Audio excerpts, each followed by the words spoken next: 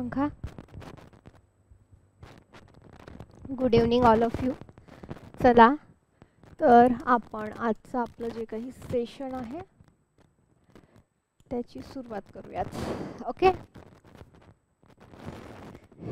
तर बखर, बखरमध्ये विशिष्ट अंगाने आपण सभासद बखर, सभासद बखर त्याचा इतिहास पाहणार आहोत. तर त्या अनुषंगाने आज आपली जी काही चर्चा होणार आहे ती बघूया. चला मग काय काय महत्त्वाचे मुद्दे आपण पाहिले किंवा लक्षात ठेवण्यासारखे मुद्दे कोणते सांगा. लक्षात ठेवण्यासारखे मुद्दे कोणते? Good evening all of you. Good evening Vishal, Pragati, Prachi, सगळ्यांना गुड इव्हनिंग. तर सांगा पटपट. रिव्हिजन कोणते कोणते मुद्दे झालेत आपले 1-2 दिवसांमध्ये? जी नोट्स आहे ते रिपीट करा. सांगा.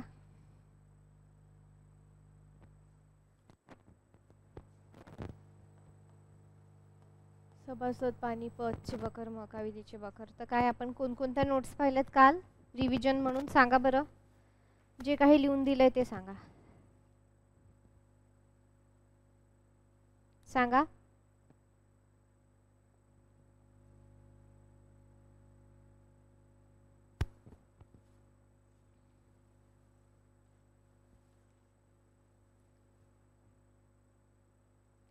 तर आपण पाहिलं की वाङ्मयीन मराठी साहित्यातले, मराठी वाङ्मयातले जे काही प्रकार आहे तर हे सर्वच प्रकार, हे सर्वच वाङ्मयाचे प्रकार आहेत. तर ह्या वाङ्मय प्रकारा शिवकालीन, शिवाजी आणि शिवकाळ हा जो काही आहे प्रत्येक वाङ्मय प्रकारांमध्ये येऊन गेलेला आहे. मग ती नाटकं असू देत, ते तमाशे असू देत, कथा असू देत, कादंबऱ्या असू देत, पोवाडे असू देत, ह्या सगळ्याच वाङ्मय प्रकाराला शिवाजी आणि शिवकाळ यांनी काय केलेलं आहे? स्पर्श केलेला आहे. मला सांगा, शिवाजी महाराजांचा जो काळ होता तो कसा होता? कोणता काळ होता? हां, राजेशाहीचा. बरोबर, अगदी बरोबर. राजेशाहीचा होता, सरंजाम शाहीचा काळ होता. आणि त्याचबरोबर की आपल्याला माहीत आहे शिवाजी महाराजांनी राज्य संस्थापक होते. त्यांनी स्वतः जे काही आहे राज्य स्थापन केलेलं होतं. आणि जाणता राजा किंवा त्यांना लोकांनी मानण्याचं कारण का होतं? कारण शिवाजी महाराजांचं जे काही राज्य होतं ते जनतेला सुद्धा त्यांचं राज्य वाटत होतं. ठीक आहे, क्लिअर झालं इथं?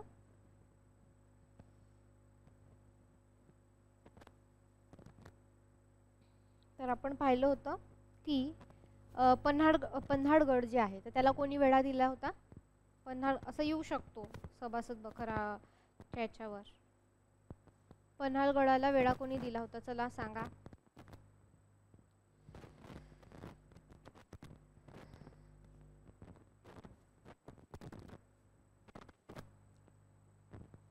पन्हाळगड रिव्हिजन झाली पाहिजे. रिव्हिजन केली आहे की नाही? काल रविवार होता ना? हां, काल रविवार होता.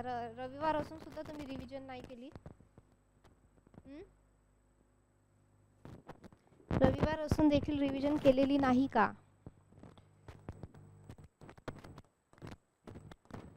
पन्हाळगड कोणी याचं हे केलं होतं? गस्त कोणी घातली होती किंवा वेढा कोणी दिला होता?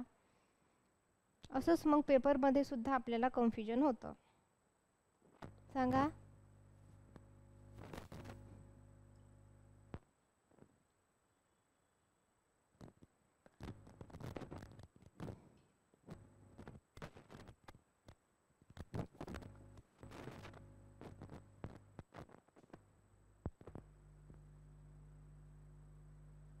सिद्धी जोहर बरोबर. अजून 2 जण होते ना?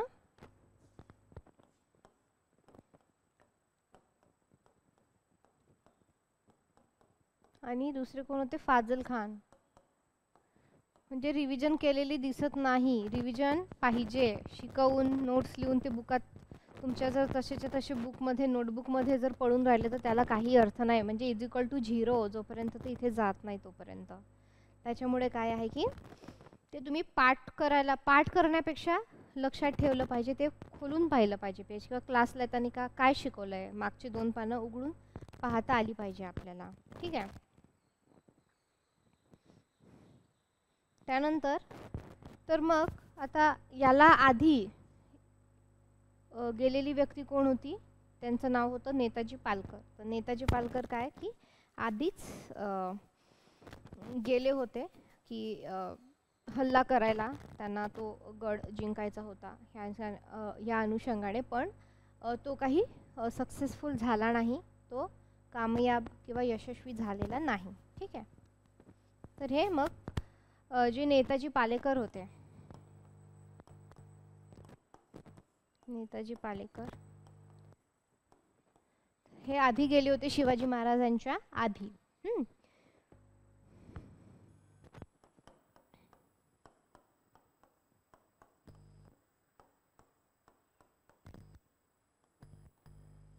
नेताजी पालेकर जे होते ते गेले होते सिद्दी हिलालच्या सह्याने. म्हणजे आपल्याला माहिती आहे की मुस्लिम मावळे असतील, मुस्लिम सहकारी होती शिवाजी महाराजांमध्ये च्या सैन्यांमध्ये राहिलेले आहे म्हणून. ठीक आहे.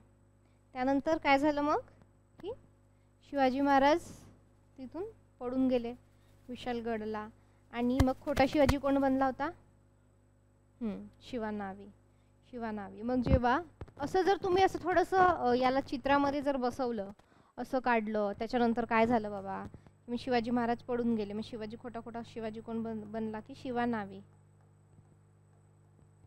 म्हणजे शिवाजीवरून शिवा लक्षात ठेवायला सुद्धा तुम्हाला सोपी जातं. नंतर मग काय झालं, मग काय पन्हाळगड, तर पन्हाळगड तर इथं कोणती खिंड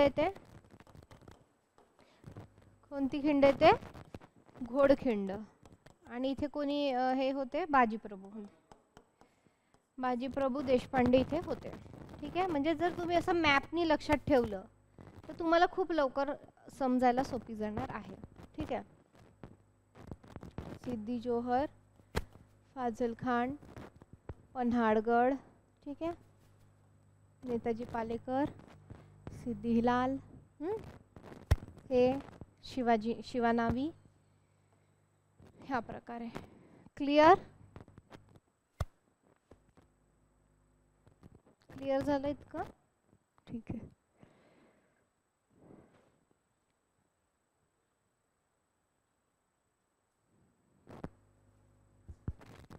ओके. तर बघा आता त्याच्यामुळं अशा प्रकारे. त्याच्यानंतर आपल्याला मिर्झा राजे जयसिंग, त्यांनी नामुष्कीचा तह जो काही होता तो, त्यानंतर आग्र्याच्या कैदेतून सुटका, शिवाजीचे सोंग. आणि हे जेव्हा शिवाजीचे सोंग घेतले होते आग्र्याला, ते कोणी घेतले होते, मदारी मेहतरनी घेतले होते. आणि पिरोजी फर्जत जो काही आहे तो त्याचा पायदाबत राहिलेला होता. आणि मग त्याच्यामुळं काय झालं, इथून सुद्धा शिवाजी महाराजांना पळ काढण्यासाठी वेळ मिळाला. ठीक आहे.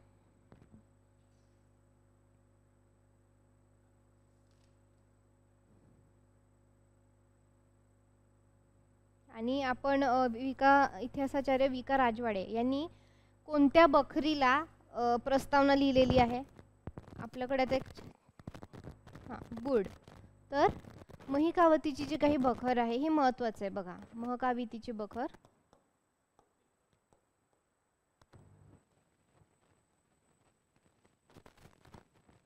तर ही जी काही महकावितीची बखर आहे, तर ही महकावितीची बखर ची प्रस्तावना, बरं का, हे बखर लिहिलेली नाही, त्याची फक्त प्रस्तावना, हे आपल्याला माहित पाहिजे. विका राजवाडे यांनी लिहिलेली आहे. ठीक आहे. Got it? क्लिअर? सभासद बखरांनी नाही, सॉरी, ती सॉरी, आपण ती जेव्हा घेतली तेव्हा आपण त्याच्यामध्ये पाहिलं की ती वेगवेगळ्या लोकांनी वेगवेगळ्या काळामध्ये लिहिलेली आहे आणि नंतर ती जोडली गेली आहे. म्हणजे प्रकरणानुसार त्याचे लेखक किंवा जे काही लिहिणारे आहेत ते. ठीक आहे. नाही आहे ते प्रकरणं त्याच्या वेगवेगळ्या लोकांनी वेगवेगळी प्रकरणं वेगवेगळ्या काळात लिहिली आणि नंतर मग ती जोडली गेली. हां हां.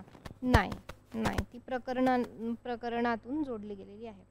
तर इतिहासाचार्य विका राजवाडे यांनी काय प्रस्तावनेत म्हटलं बघा की गेल्या 3,000 वर्षात हिंदुस्थानात जी देशी आणि परदेशी सरकारे होऊन गेली ती सर्व एक प्रकारच्या पोटभरू चोरांची झाली आणि सरकार म्हणजे उपटसुंब चोरांची टोळी आहे अशी हिंदू गावकऱ्यांची अंतस्थ प्रामाणिक समजूत आहे.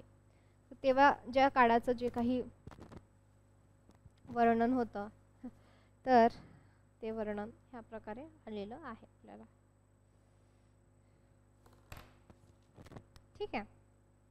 आता बघा, आता आपण बघूयात दुसरी गोष्ट. ठीक आहे. बघा आता रयतेची कणव असलेला राजा. तर बघा आता याचं हे सगळं माहिती आपल्याला सभासद बखरमध्ये दिसून येते.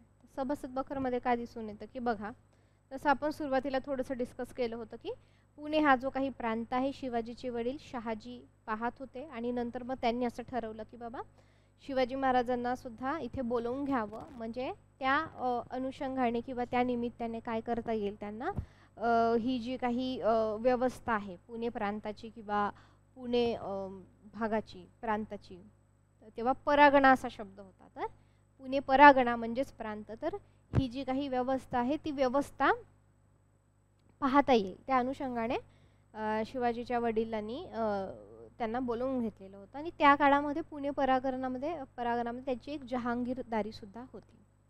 आणि अगदी लहान वयामध्ये मग आपल्याला माहिती आहे की दादाजी कोंडदेव यांचं नाव सगळ्यांनीच ऐकलेलं असेल. तर यांच्या मदतीने काय झालेली आहे की ती व्यवस्था म्हणजे पुणे प्रांत, मग त्याच्यातली व्यवस्था म्हणजे काय किंवा कारभार कसा चालतो, जनरली कारभार कसे चालतो, व्यवस्था कशी आहे भौगोलिकदृष्ट्या, सगळ्या गोष्टी कशा आहेत, तर दादाजी कोंडदेव यांच्या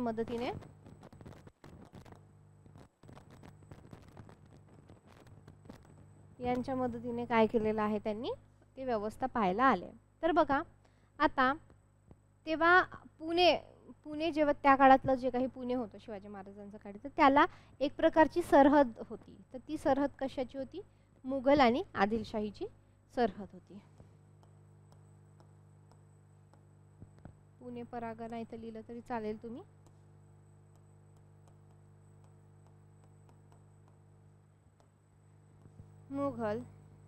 मुघलला काही ठिकाणी मोंगल असं पण लिहिलं गेलेलं आहे व मोंगल व आदिलशाही यांची सरहद होती.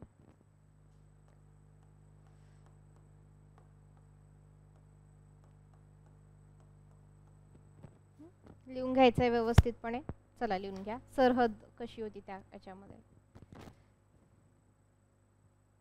तर हे सगळं वर्णन कशामध्ये आहे आपल्याला सभासद बखरमध्ये दिसून येतं आपल्याला. ठीक.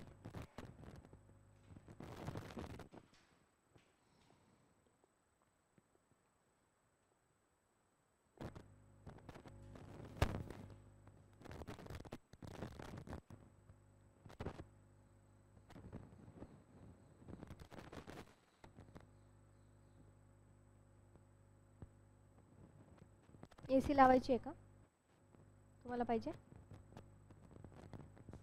लिहून घ्या. मी खाली बसते म्हणजे तुम्हाला दिसेल.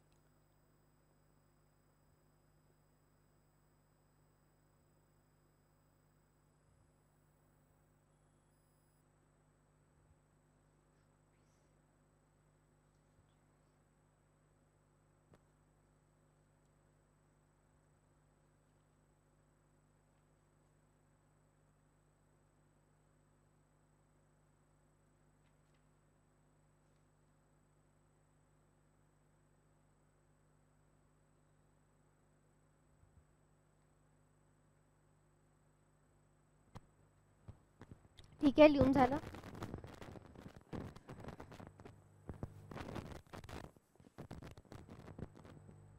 ठीक आहे.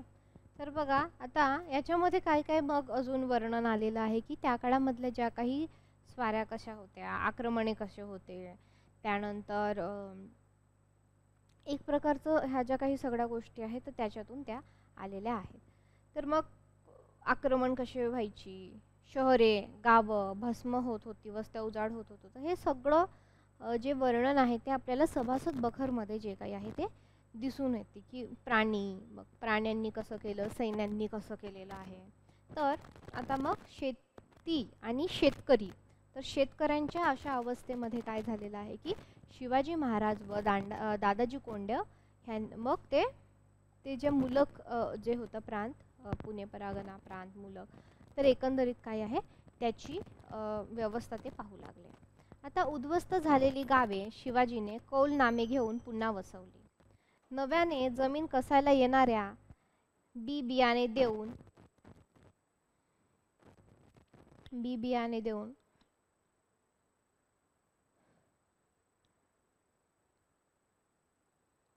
उद्ध्वस्त झालेली गावे शिवाजीने कौलनाम्याने घेऊन पुन्हा वसवली व नव्याने जमीन कसायला येणाऱ्या बी बियाणे देऊन व औत फाट्यास मदत करून शेती कसायला प्रोत्साहन दिले. आता शिवाजी नवीन लागवडीस आलेल्या जमिनींना 4-5 वर्ष महसूल सुद्धा त्यांनी कमी ठेवलेला होता. म्हणजे सुरुवातीला जे काही आहे 4 ते 5 वर्ष जो काही आहे तो महसूल त्यांनी आपल्याला कमी ठेवलेला दिसून येतो. एकंदरीत म्हणजे महसूल एक प्रकारचा कर म्हणू शकतो किंवा एक प्रकारचं जे काही टॅक्स आहे.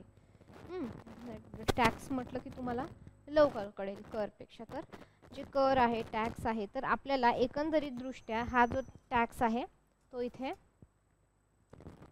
म्हणजे 4-5 वर्ष तर कमीच ठेवलेला आहे. कारण नवीन लागवड आणि जमिनीला तेवढा वेळ द्यावा त्यासाठी ह्या गोष्टी ज्या काही आहेत त्या करण्यात आला. म्हणजे जेव्हा दादाजी कोंडदेवसोबत शिवाजी महाराज काय हे सगळं बसवायला आले होते, तर तेव्हा त्यांनी पाहिलेलं आहे होतं की खूप नुकसान झालेलं आहे. प्राण्यांनी, सैनिकांनी सगळं नुकसान करून टाकलेलं आहे, घरं मोडलेली आहे. तर मग काय झालेलं की नव्याने मग लोकांना जमीन कसायला देणं, मग त्याच्यामुळं बी बियाणे द्यायला सुरुवात केलेली. नव्याने जमीन कसायला येणाऱ्या जे लोक होते मग त्यांना बी बियाणे दिलेली. त्याच्यानंतर ओत फाट्यासाठी त्यांनी मदत केलेली.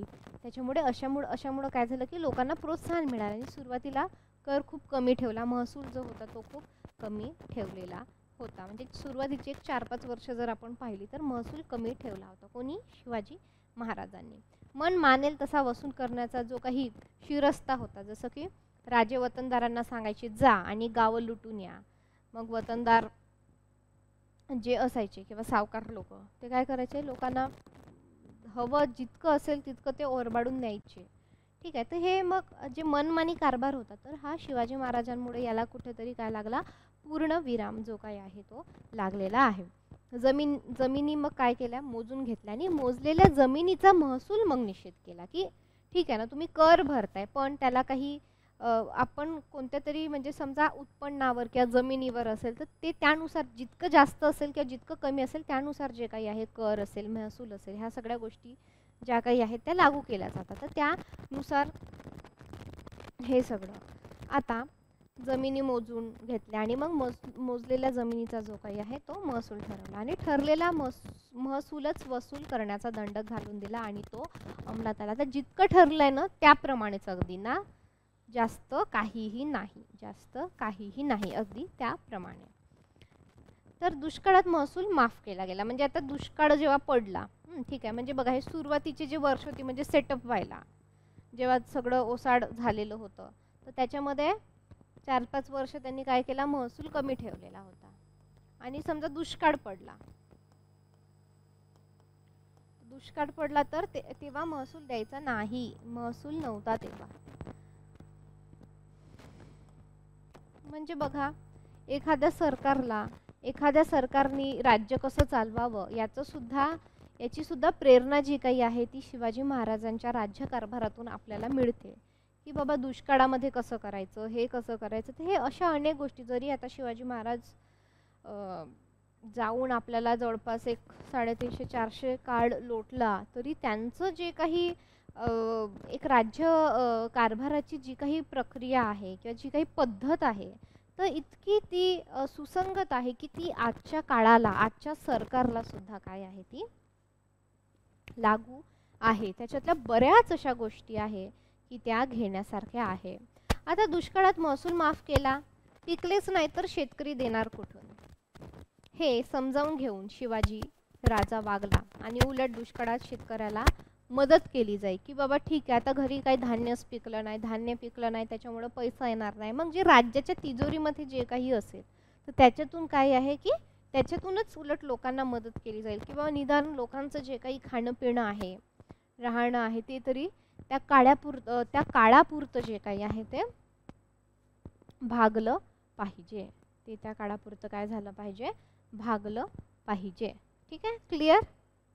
आता बघा, एक आता थोडंसं सभासद बखरमधलं आपण थोडंसं बघणार आहोत की वतनदाराच्या व्यवहाराचं आपण एक वर्णन बघूयात की सभासद बखरमध्ये कसं आलेलं आहे. बघा तिथं काय लिहिलेलं आहे की अशी पुरातन वहिवाट होती की, आता तुम्ही फक्त ऐकून घ्यायचंय, मग आपण हे बघू, म्हणजे ती भाषा, लिहिण्याच्या पद्धती, ह्या सगळ्या गोष्टी. बघा कसं लिहिलं होतं, अशी पुरातन वहिवाट होती की महालगे, महालकी व गावगण्णा, देशमुख, देशपांडे, देसाई, पाटील, कुलकर्णी, खोत, मिरासदार, जमीनदार वगैरे असत. त्यांच्या ताब्यात महाल व गाव असून रयतेकडून जमिनीचा वसूल त्यांनी करावा असे. म्हणजे जमिनीचा वसूल किंवा जमिनीचा वसूल म्हणजेच काय, जमिनीचं महसूल कोणाकोणाकडे होतं, जसं आपण त्या दिवशी बलुतेदार 12 बलुतेदार पाहिलं होतं. तर मग आता महसूल हे जे काही वतनदार होते ते कोण होते, किंवा महसूल गोळा करणारे कोण होते, ते कोण होते, तर ह्याच्यामध्ये आहे देशमुख, देशपांडे, देसाई, देशमुख, पाटील, कुलकर्णी, पाटील, कुलकर्णी, खोत, त्यानंतर काय, मिरासदार आणि जमीनदार.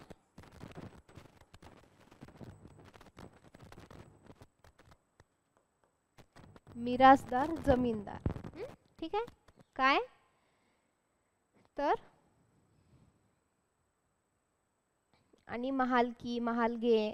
ठीक आहे, तर हे यांच्या ताब्यात काय होते की महाल आणि गाव असून रहितेकडून जमिनीचा जो काही महसूल आहे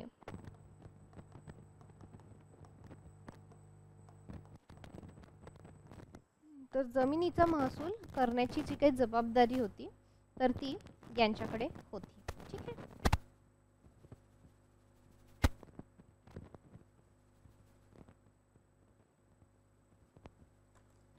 तर सरकारी अधिकारी रयतेकडून प्रत्यक्ष वसूल घेत नसत. सरकारी अधिकारी जे होते नेमलेले ते काही घेत नव्हते. त्यांची सर्व जबाबदारी, हे वर्णन आपल्याला सभासद बखरमध्ये दिसून येतं, त्यांची सर्व जबाबदारी म्हणजे जरी सरकारी नोकर, तिथं सरकारी खात्यावरचा जरी माणूस नेमला असेल सरकारी नोकर, तरी तो हे काम करत नव्हता. हे काम कोण करत होते, देशमुख वगैरे जमीनदाराकडे हे काम होतं. त्यामुळे सर्व रयत जे काही होती तर ह्या मिरासदारांच्या ताब्यात एक प्रकारचे असल्यासारखे असे. त्यास वाटेल तसा तो रयतेकडून वसूल चोपून घेत असे. एखाद्या गावचे सरकारी देणे 200 किंवा 300 रुपये असले तर हे मिरासदार त्या गावच्या रयतेकडून 2-2 हजार 3-3 हजार रुपये त्या काळातले, विचार करा तुम्ही, त्या काळातले ते काय करत होते, वसूल करत होते. अशा तऱ्हेने आपला तडीराम गाढ करण्यासाठी रयतेस नाहक त्रास देत. सरकार सई फसवीत. ते आपल्या वस्तीच्या गावात हुडे, वाडे, कोट वगैरे बांधून शिपाई, प्यादे, बंदूक, तलवारी बागळून बळावत असे. त्यांचा हा बेकायदेशीर कारभार सरकारी अधिकाऱ्यांना काणी गेला म्हणजे ते त्यांच्याकडे सरकारी देणे अधिक मागत. परंतु त्यास कित्येक देशमुख वगैरे प्रबळ जमीनदार दाद देत नसत. प्रसंग पडल्यास त्यांच्या भांडावयासही तयार होत. अशा व्यवस्थेमुळे जिकडे तिकडे पुंड पाडेगारांचा सुटसुळाट झाला होता. तर अशा अवस्थेतील शेतकरी वसुलांवर शिवाजीने नियंत्रण आले. आता हे वर्णन बघा. म्हणजे बघा, समजा कुठंतरी 200-300 रुपये वसूल करायचे गावातून, समजा त्यांच्याकडून त्यांना तेवढा 200-300 रुपयाचा कर आहे, तर हे वतनदार काय करायचे त्यांच्याकडून 2-2, 3-3 हजार, म्हणजे बघा कितीतरी पट, दुप्पट पण नाही तिप्पट पण नाही, कितीतरी पट जे काही आहे त्यांच्याकडून वसूल करून घ्यायचे.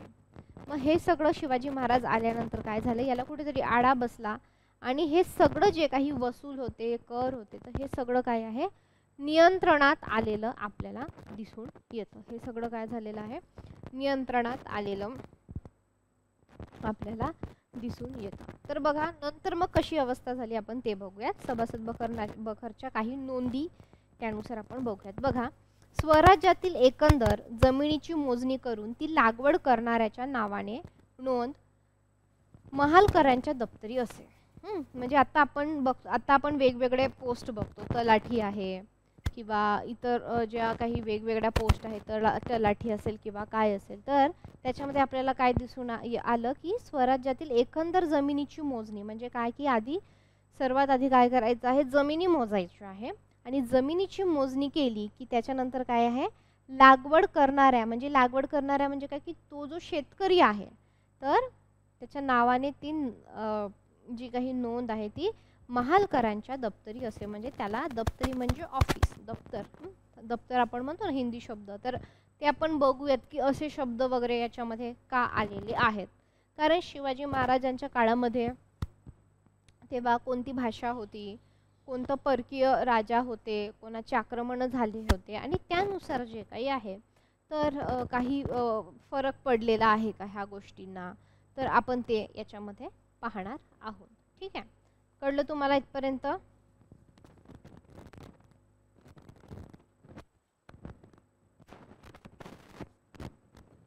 कळलं का? तर बघा, स्वराज्यातील एकंदरीत मग काय महालकरांना ती त्यांच्या दप्तरमध्ये किंवा त्यांना ती जबाबदारी दिली होती. काय जमिनीची मोजणी आणि नोंदणी करणे. ठीक आहे, आता जमीन मापण्यासाठी काठी केली असे, काठी. त्यानंतर ती 5 हात 5 मुठी लांब असे एका हातची लांबी 14 तसू असून काठची लांबी 82 तसू असे. आता हे वाचून दाखवण्याचा उद्देश काय की म्हणजे बखरीतलं जे काही लेखन शैली आहे, भाषा शैली आहे ती कशी आहे ती आपल्याला लक्षात यावी. म्हणजे प्रत्येक गोष्टीचा एक एक कला प्रकार किंवा लिहिण्याचा प्रकार किंवा शब्दशैली भाषा शैली असते आणि त्यानुसार जे काही आहे तर त्यानुसार आपल्याला ह्या गोष्टी दिसून येतात. ठीक आहे, तर मग ती 5 हात 5 फूट लांब, आपल्याला माहिती आहे की सुरुवातीला जेव्हा अंतर घेतलं जाईल तर तेव्हा हाताचं म्हणजे असं करून जे काही आहे मग असं 1 मग 2 3 अशा प्रकारे जे काही आहे ते घेतलं जाताना आपल्याला बऱ्याचदा दिसते. तर काय तर मग काय की बाबा 8 तसू, तसू हा शब्द वापरला जायचा. जसं आता कोणता शब्द वापरतो, आता कोणता शब्द वापरतो जमिनीसाठी एकर, गुंठा, बरोबर आहे. तर तेव्हा कोणता शब्द वापरला जात होता, तसू. तसू शब्द जो काही आहे वापरला जात होता. तर 20 काठ्यांचा 1 बिघा व 21 बिघ्यांचे 1 चावर असे मोजणीचे प्रमाण धरले जाईल. हे बिघा शब्द तर आपल्याला माहित आहे, तर आत्ताही वापरतात. 1 बिघा जमीन, हमारी 1 बिघा जमीन है, 2 बिघा जमीन आहे, अशा प्रकारे तुम्ही काही पिक्चर मध्ये, मूवी मध्ये, सिरियल मध्ये पाहिलेलं असेल. तर काय जमीन मापण्यासाठी काय होती,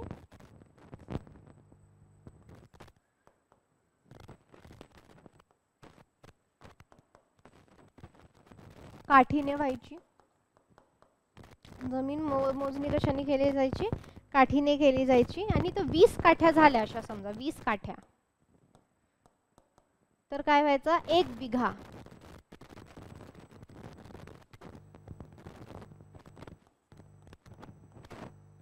20 काठ्या झाल्या तर काय व्हायचा, 1 बिघा व्हायचा. आणि 21 बिघा झाले, 21 बिघा झाले तर काय व्हायचे, 1 चावर. काय व्हायचं, 1 चावर. समजलं?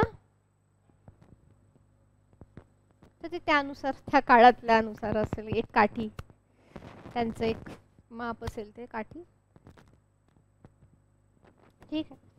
तर ह्या प्रकारे बघा, आता प्रत्येक बिघ्यास किती पीक व्हावे हे उभ्या पिकाची पाहणी करून ठरवी. आता हा उत्पन्नाचा, तर बघा, तर आता ह्या उत्पन्नाच्या 5 तक्षिमा करून 3 तक्षिमा लागवड. हे काय लक्षात ठेवायचं नाही. त्या काळची भाषा, त्या काळचं पद्धती, मापन पद्धती कशा होत्या. ठीक आहे. हे शब्द कदाचित थोडेसे लक्षात ठेवा, पण हे याचं कॅल्क्युलेशन तर काही विचारणार नाही आहे. चावर, बिघा वगैरे असं. ठीक आहे. तर बघा, आता ह्या उत्पन्नाच्या 5 तक्षिमा करून 3 तक्षिमा लागवड करणाऱ्या शेतकऱ्याने भोगाव्या आणि 2 तक्षिमा सरकारला द्याव्या असे करार होते. आता हे सरकार देणे शेतकऱ्यांच्या धान्यांच्या किंवा नदीच्या रूपाने द्यावे असे. अवर्षणाआधी संकट समयी शेतकऱ्यांना सढळ हाताने तगाई देत. ही तगाई रक्कम त्यांनी 4 व 5 वर्षाच्या हप्त्यांनी फेडावी असे. लागवडीस न आलेल्या जमिनी नव्या रयतेस द्यावच्या झाल्या म्हणजे तिच्यापाशी गुरेढोरे नसल्यास तिला ती सरकारकडून द्यावी व तिला बीजास दाणा द्यावा.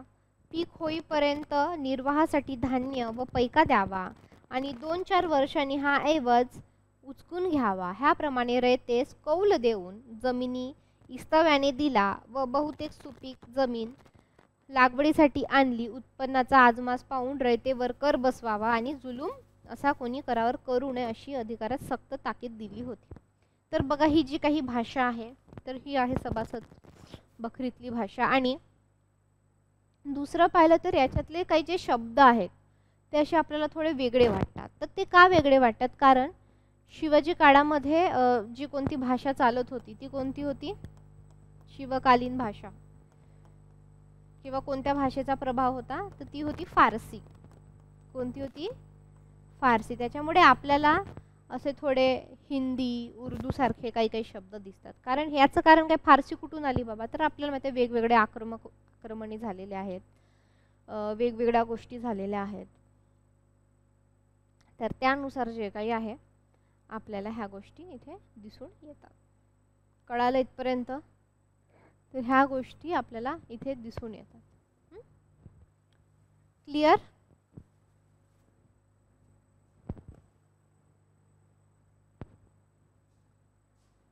फारसी भाषा तुम्हाला इथे लक्षात ठेवायची आहे. ठीक आहे. आता बघा, वतनदार व जमीनदारांची जी अवस्था आहे तर महाराजांनी मोडून काढली. वतनदार जमीनदार ही व्यवस्था रयतेकडून वसुलीची जी काही कामगिरी करण्यासाठी सर्वत्र अधिकारी नेमून दिलेले होते की अधिकाऱ्यांनी हे काम करायचं आहे, वतनदार जहागीरदारांनी हे काम करायचं नाही.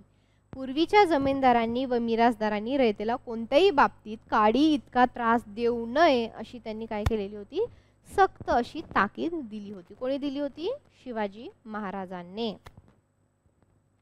आता बघा, पूर्वी अंमलात जितके मिळत असत त्याचे योग्य प्रमाण ठरवून त्यास ते सरकारी कामगाराकडून प्रतिवर्षी मिळत जावे आणि त्यांनी ते प्रत्यक्ष रयतेकडून वसूल करू नये असे ठरवले.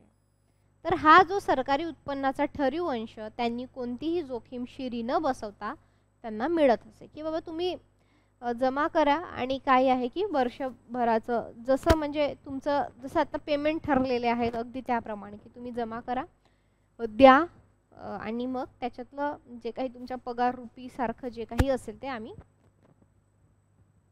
त्यामध्ये देणार आहोत अशा प्रकारे. ठीक आहे.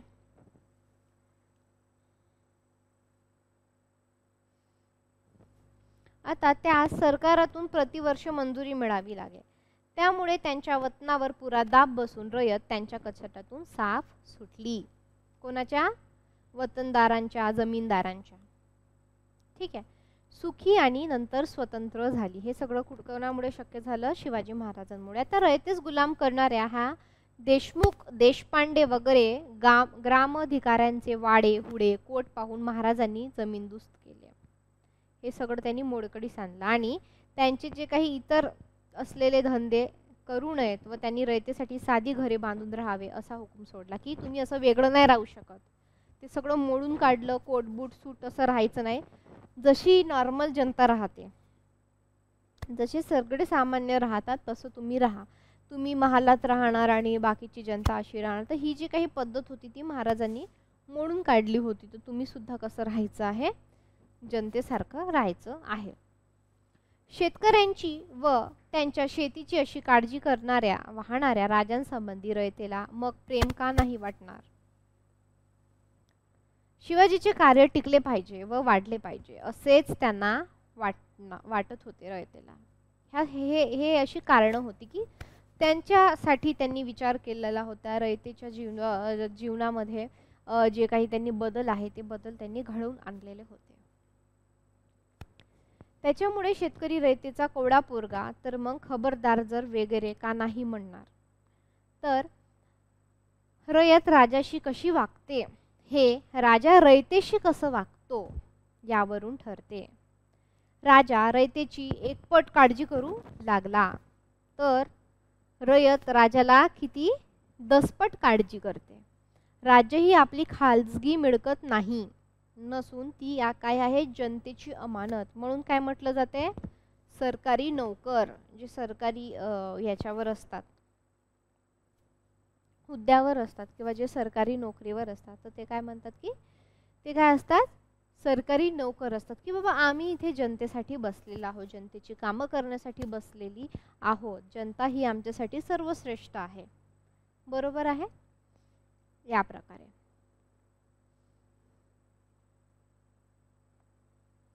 तर मग या उलट जनता बिनता कुछ नाही, राज्य ही आमच्या बापजाद्यांची मिळालेली खाजगी दौलत आहे असे राज्यकर्ते वागू लागले म्हणजे जनता अशा राज्यकर्त्यांना उलथून टाकते असा जगाचा इतिहास आहे.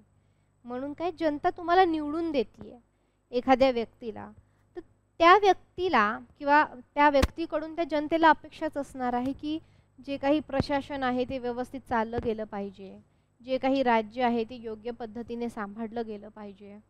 ह्या ज्या काही सगळ्या गोष्टी आहेत, ह्या सगळ्या गोष्टी आपल्याला दिसून येतात एक प्रकारे. तर मग जर जनतेच्या निकषांवर किंवा जनतेने जे काही निकष ठरवलेले आहेत की आम्हाला तुम्ही बाबा ह्या लायकीचे वाटतात, ह्या याचे वाटतात, तर आम्ही तुम्हाला निवडून देतो. पण जर सगळं उलटच होत असेल तर मग जनतासुद्धा अशा व्यक्तींना काय करते? उलटवून टाकते अशा राज्यकर्त्यांना. असा जगाचा इतिहास राहिलेला आहे. आता आपण बघू, हे झालं.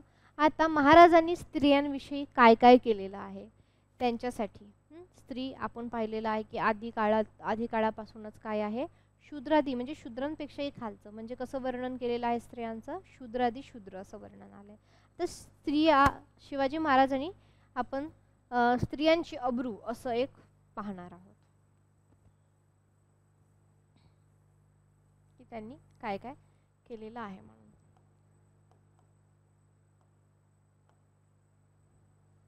कळतंय? चला, तुम्हाला काही माहिती आहे का? किस्से वगैरे कोणाचे नाव इतिहासातले सांगू शकता?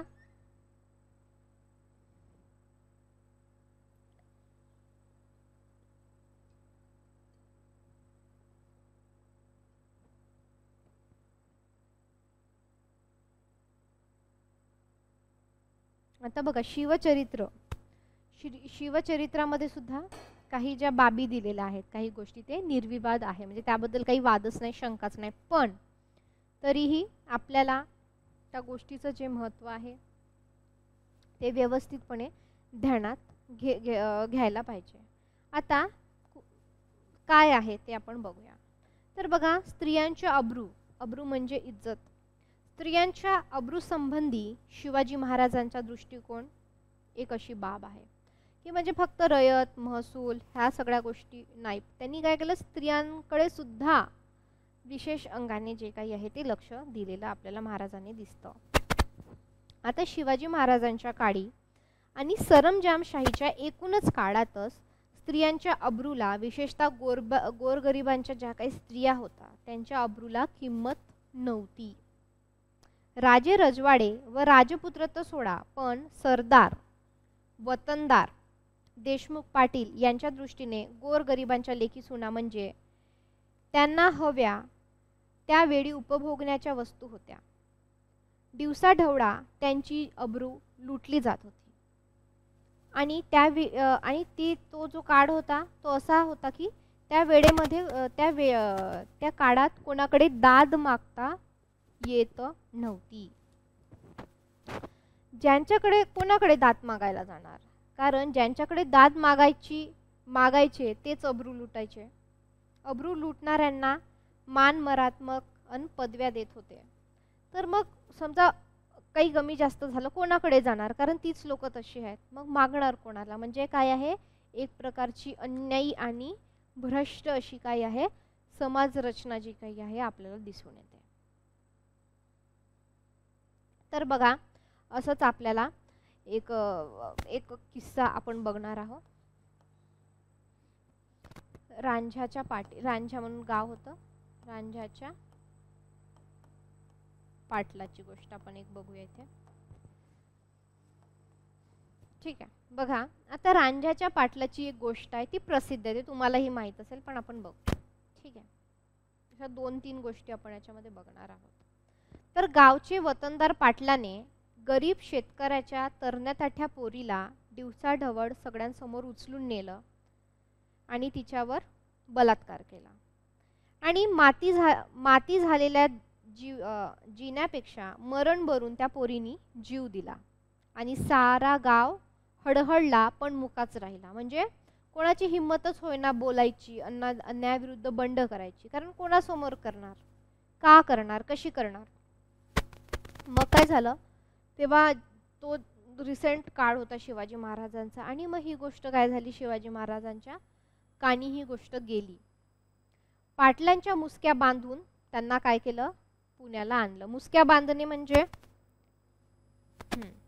बांधणे म्हणजे ऑनलाईन विद्यार्थी सांगा, कोणाच्या मुसक्या बांधता सध्या?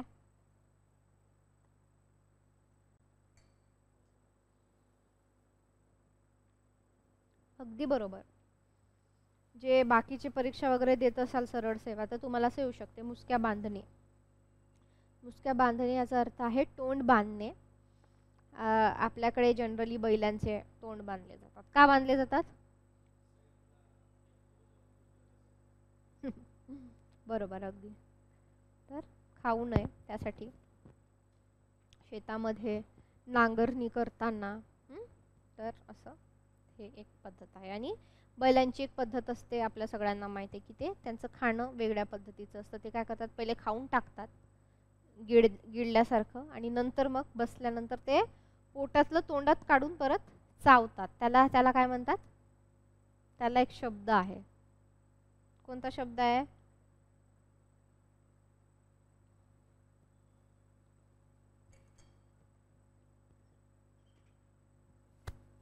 त्याला म्हणतात रवंथ करणे. काय म्हणतात? रवंथ करणे. ज्यांना नाही माहीत, जे दुसऱ्या परीक्षा देणार आहे त्यांनी लिहून घ्या. त्याला रवंथ करणे असं आपण म्हणतो, रवंथ करणे. ठीक आहे. तर मग काय केलं की तेव्हा, कारण शिवाजी महाराज कोणता प्रांतीय परगणा पाहत होते? पुणे परगणा, बरोबर आहे. तर मग रांझा म्हणून एक गाव होतं तेव्हा. आता खूप नावं बदलली, सगळ्या गोष्टी बदलल्या वगैरे, काही ठिकाणी आहेत, काही ठिकाणच्या बदलल्या. तर मग जेव्हा महाराजांना माहीत झालं तर तेव्हा त्याचं तोंड बांधून आणलं, आणि तोंड बांधून आणले आणि नंतर काय केलं, त्यांनी त्याचे हातपाय तोडायची त्याची शिक्षा झाली. त्याचे हातपाय तोडले महाराजांनी म्हणजे आदेश दिला तसा. नुसती झाली नाही तर ती अंमलात आली, म्हणजे आणि साऱ्या मावळ खोऱ्यात आश्चर्य पसरले. मावळ आत्ताही पुणे जिल्ह्यामध्ये मावळ तालुका आहे. तर मावळ तालुक्यातील रांझा हे गाव, आता मला माहित नाही आहे की नाही, पण ह्या रांजगावचे जे काही पाटील होते जे कोण, तर ते अशा प्रकारे. तर गरीब रयतेच्या पोरीची अब्रू घेतली तर वतनदार पाटलाला जबर शिक्षा झाल्याचे पाहून रयत शिवाजीवर फिदा झाली. अन रयतेच्या अब्रू रक्षणासाठी शिवाजी कार्य करत असेल तर त्या कार्यासाठी मरालाही तयार झाली की बाबा आपल्या मुलीची, आपल्या पत्नीची, आपल्या बहिणीची, आपल्या आईची अब्रू वाचवणारा हा यांना पहिलाच राजा पाहायला मिळाला की बाबा ज्यांना स्त्रियांची सुद्धा काळजी आहे. ठीक आहे. तर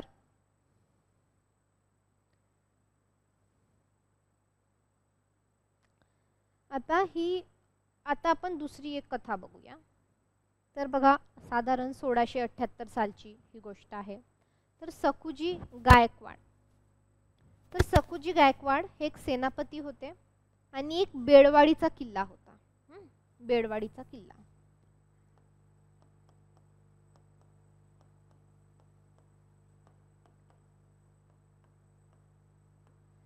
याच्यावर कोणी वेढा दिला होता? वेढा दिने म्हणजे गस्त घालणे, नजर ठेवणे, ताबा ठेवणे.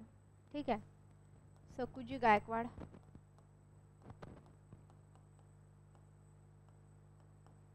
ठीक आहे. तर बघा सखुजी गायकवाड नावाच्या सेनापतीने बेडवाडीच्या किल्ल्याला वेढा दिला. आता ह्या किल्ल्याची जी काही किल्लेदार होती एक स्त्री होती.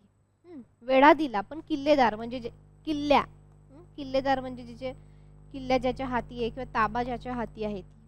तर ही कोण होती? एक स्त्री होती आणि तिचं नाव होते सावित्रीबाई देसाई.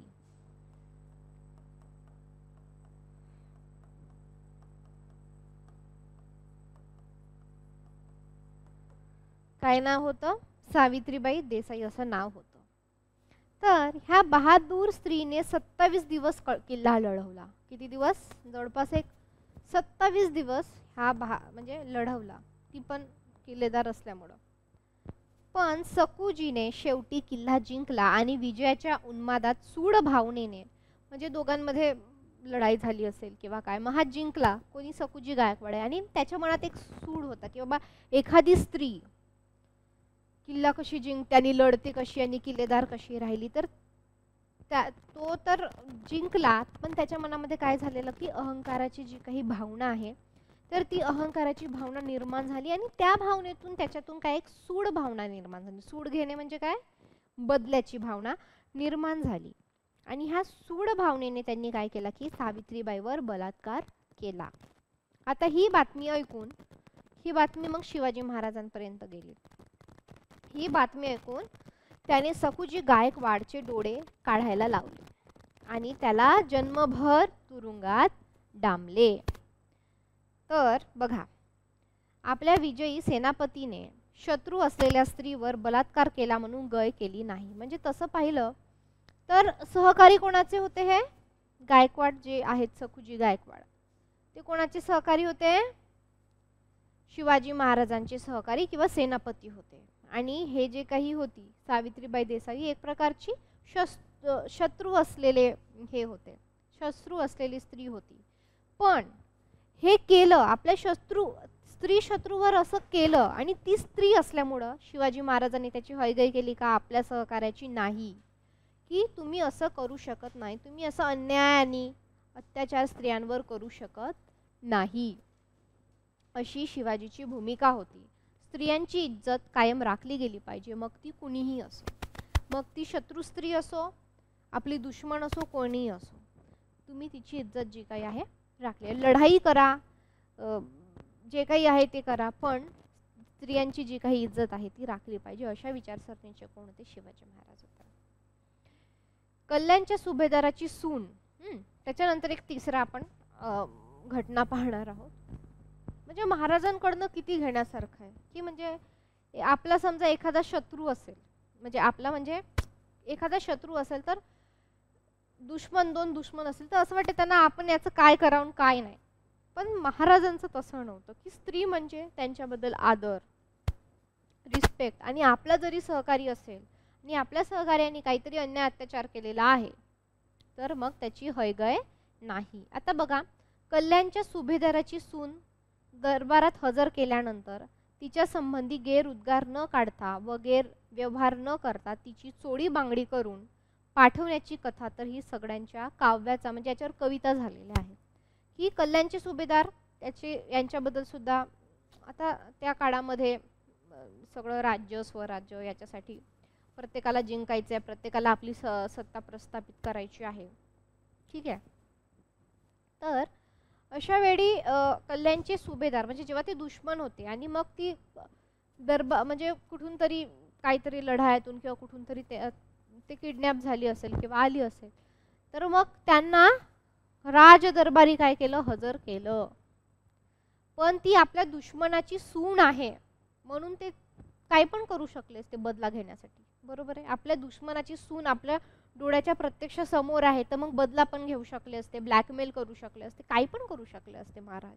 पण त्यांनी तसं नाही केलं. तिची चोडी केली, तिची बांगडी केली, चोडी बांगडी केली आणि तिला पाठवलं. तर मुसलमान शत्रूची तरणी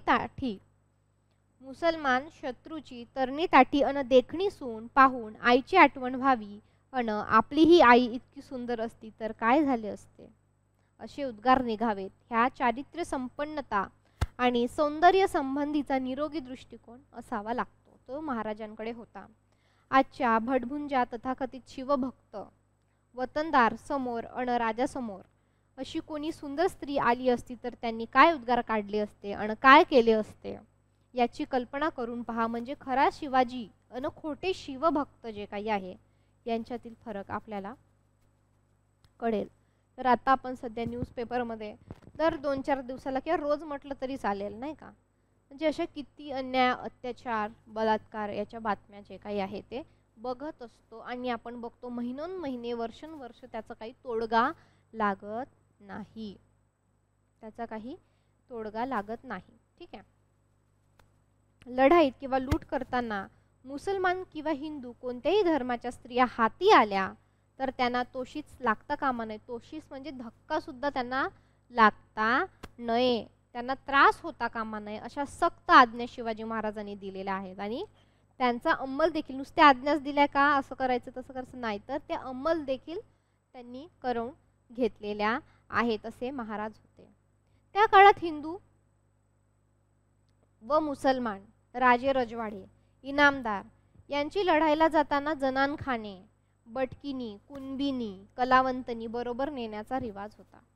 तेव्हा काय असायचं की लढाईला जाताना राजे रजवाडे असतील, सैनिक असतील, सैनिक म्हणण्यापेक्षा इनामदार म्हणजे जे त्या काळातले थोडेसे हाय पोस्टवाले लोक, राजे रजवाडे किंवा ना ते महिनो वर्ष 6-6 महिने बाहेर राहायचे आणि मग त्यांच्यासोबत ह्या एक अशी एक पद्धत होती की त्यांच्यासोबत जे काही आहे दुसऱ्या स्त्रिया त्यांच्यासोबत जावं असा नेण्याचा रिवाज होता. परमुलखातल्या स्त्रियांना बटकिनी बनवण्याचा आणि भ्रष्ट करण्याचा परिपाठ होता. पण त्या काळी शिवाजी महाराजांनी सक्त ताकीद दिली होती, सक्त हुकूम काढला होता की ही मोहिमेला जाताना कुणीही बटकिनी कुणबिनी अगर कलावंतनीला बरोबर घेऊन जाऊ नये. कुणीही स्त्रीस बटकिनी बनवता कामा, बटकीन असा शब्द आलेला आहे त्या काळातला, तर बटकीन बनवता कामा नये. ठीक आहे.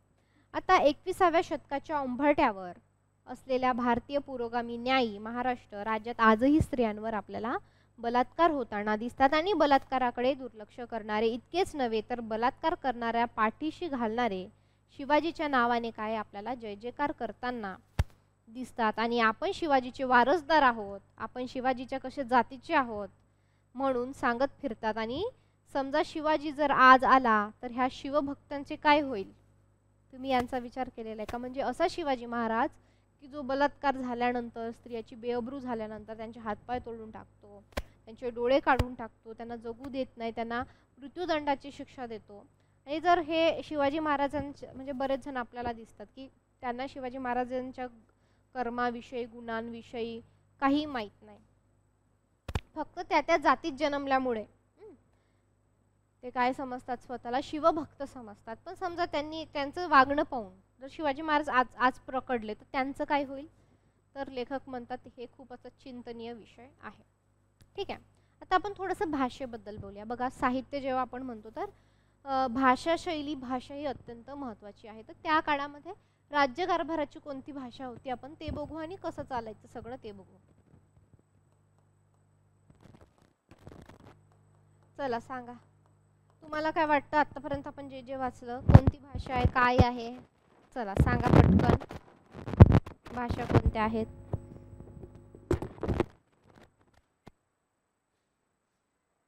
कधी साध्य होणार आहे हे कोणास ठाऊक असं आपल्याला लेखक विचारताना दिसतात. आता परकीय इंग्रज साहेबाला 150 म्हणजे आता जास्त वर्ष लढून समुद्र पार घालवावं लागला. पण साहेबांची जी काही भाषा बसली आहे ती काही दूर गेलेली नाही. अजूनही एतदेशीय साहेब इंग्रजीतच बोलतात. साहेब म्हणजे जे काही कोणी आज मंत्र्या आणि ह्या सगळ्या गोष्टींवर बोलायचं. चांगले इंग्रजी बोलणे प्रतिष्ठेचे समजतात आणि ज्याला इंग्रजी येत नाही व चांगले येत नाही त्याला गावंढळ समजतात. तर असं लेखक म्हणतात आहे की बाबा आता इंग्रजजम खूप दिवस झाले. आता जेव्हा तुम्ही महाराष्ट्र म्हणतात, महाराष्ट्राचा अर्थच होतो की भाषिक राज्य, मराठी भाषा आणि ह्या सगळ्या जेव्हा गोष्टी, तरी आजही आपला कारभार जो काही आहे तो इंग्रजीमध्ये चाललेला दिसतो. आणि आपल्याकडं असा एक समज आहे, जरी आपण म्हणत असो इंग्रजांनी आपल्यावर जुलूम केले, अत्याचार केले, पण आपण त्यांचीच भाषा बोलतोय. आता बऱ्याच गोष्टी पाट्या मराठीत लावा वगैरे ह्या सगळ्या गोष्टी आहेत, पण इतरही गोष्टी आहेत त्याच्यामध्ये. तर बघा, शिवकालीन राज्यभाषाची भाषा जी होती ती मुख्यतः फारसी होती. आणि ती भाषा चांगली की वाईट नसते, पण लोकांनी फारसी समजत नव्हती. साहजिकच न समजणाऱ्या भाषेतील राज्यकारभार रयतेला आपला वाटत नव्हता. काय चालले ते कळत नव्हते. आणि शिवाजीने विचारपूर्वक राज्यभाषा कोश तयार करायचं काम सुद्धा त्यांनी सुरू केलं आणि मराठीत कारभार सुरू केला आणि तो लोकांना आपला वाटू लागला आणि शिवाजीचे राज्य लोकांना आपले वाटू लागले. म्हणजे बघा भाषा कशी रोल प्ले करते. कारण प्रत्येक गोष्टीत भाषा आहे ना तुमची. तुम्हाला जी रयत राहते, राजकारभार चालणार तो कोणासाठी बनवला आहे? लोकांसाठी. तो कशासाठी बनवला? लोकांसाठी. त्याच्यात कोण वावरणार आहेत? लोक. पण त्यांना समजतच नसेल तर मग ते आपलं कसं वाटेल ना त्यांना. ठीक आहे. तर चला लिहून घ्यायचं आहे. चला लिहा.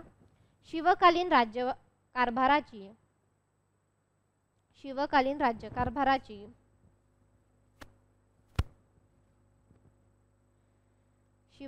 राज्यकारभाराची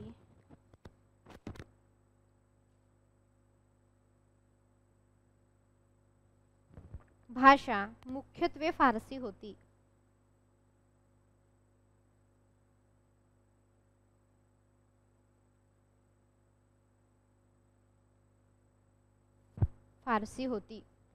ठीक आहे.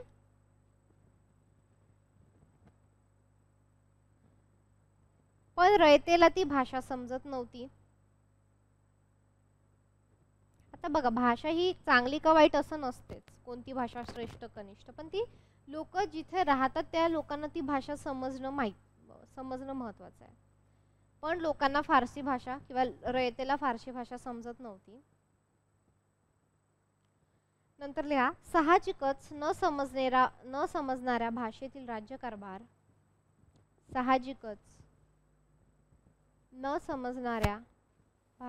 राज्यकारभार रयतेला आपला वाटत नव्हता.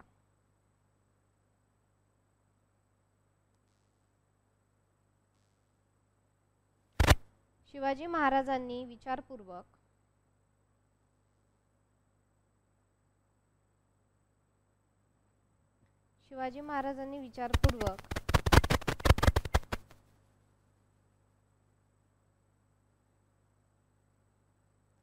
राज्यभाषा कोश तयार करायचे काम सुरू केले. राज्यभाषा कोश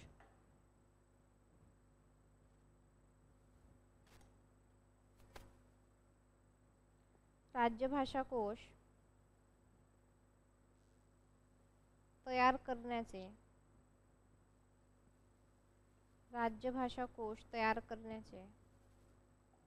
काम सुरू केले व मराठीत कारभार सुरू केला. ठीक आहे. म्हणजे हे झालं आहे राज्यकारभाराच्या भाषाविषयीचं. ठीक आहे.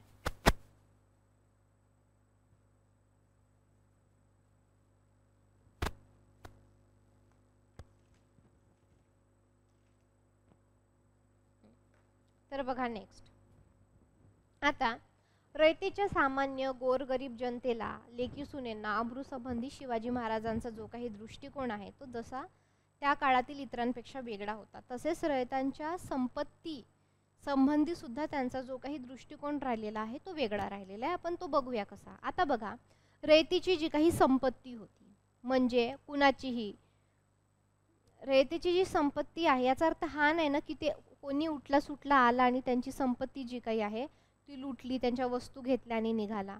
त्या काळामध्ये तसं होतं की कोणी दांडगेश्वराने लुटायची वस्तू अशी त्या काळी रीत होती, म्हणजे जायचं लुटायचं आणि यायचं.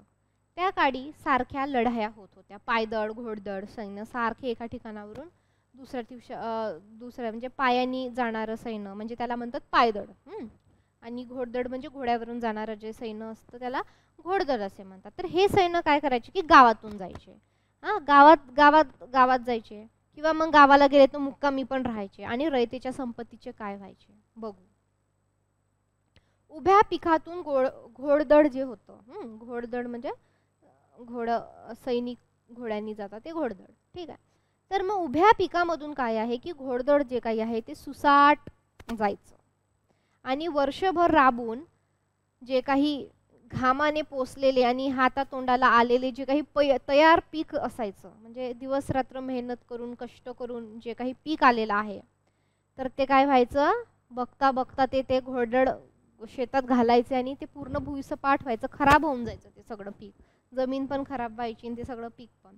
ज्याच्या राज्यात राहतो त्याच राज्याचे सैन्य असं करत असे. म्हणजे बघा किती बेपर्वाई, म्हणजे रस्ते बिस्ते सोडून द्यायचे आणि ते शेतातून जे काही आहे ते सगळं शेतातून ते नेत होते. तर अशा प्रकारे जे काही त्यांचा कारभार जो काही आहे तो चाललेला होता. तर आणि मग तक्रार कुणाकडे करणार, कारण हेच लोक बसलेले आहेत ना तक्रार. मग दात कोण देणार, कारण ही सगळी लोक अन्याय करणारीच लोक याच्यावर बसलेली आहेत. तर मग स्वतःच्या नशिबाला ते लोक दोष द्यायची रयत, आणि घरातल्या घरात रडत कुळत बसण्याखेरीज त्यांच्याकडे दुसरा कुठलाही पर्याय नव्हता. असं बेगुमान वागण्याची सैनिकाला मुभा होती का, कसंही वागा, फक्त आम्हाला काय बाबा पैसे आणून द्या, त्यांच्या घरातलं काय धान्य आणून द्या, त्यांच्या घरातलं जे काही जसं जसं व्यवसायाने जसे जसे हे असेल ते आम्हाला आणून द्या, ज्यांच्याकडे पैसे नसेल त्यांच्याकडून वस्तू आणा, धान्य आणा, असं करून तुम्ही काही करा, ते लूटमार करून बाबा आमच्या तिजोरीत तुम्ही जो काही राज्याच्या तिजोरीत आहे तो काय करायचा आहे, तुम्हाला ती भरायची आहे.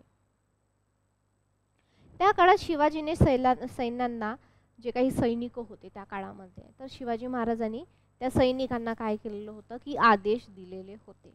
काय आदेश दिलेले होते की कोणत्याही मोहिमेवर कोणत्याही सैन्याच्या तुकडीने शेताच्या उभ्या पिकातून जाता कामा नये, पिकांची नासाडी होता कामा नये.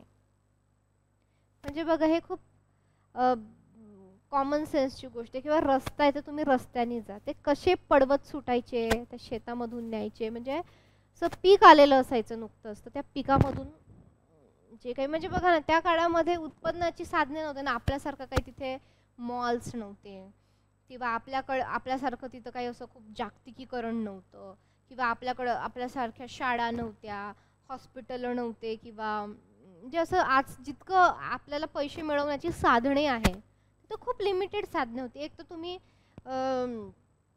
पिढी जात तुमचं जे काही आलुतेदार बलुतेदार पद्धतीने काम करा आणि मग शेती, हे दोनच तुम्हाला हे होत्या गोष्टी. तर अशा वेळी बघा मग, तर बघा कल्पना करून पहा, उभ्या पिकातून बेदारकपणे दौडत जाणारे हे जे काही उभे पीक होते, तर हे मातीमोल करणारे सैनिक वर्षानुवर्ष पाहण्याचा प्रसंग ज्याच्यावर येत असेल, जर त्या पिकातून न घुसता रस्त्याने जाणारे आणि पिकाची जराही नुकसान होऊ नये अशी दक्षता घेणारे शिवाजीचे सैन्य पाहायला मिळाले, तर त्यांना काय वाटले, रयतेच्या पिकाची काळजी करणारा राजा, त्यांच्या आज्ञा मानून सैन्य आणि हे सर्वजण करीत असलेले कार्य ह्या संबंधी रयतेला काय वाटलं असेल, हा राजा, हे सैन्य आणि हे कार्य आपले आहे, अशा रयतेला तो राजा आपला का नाही वाटणार.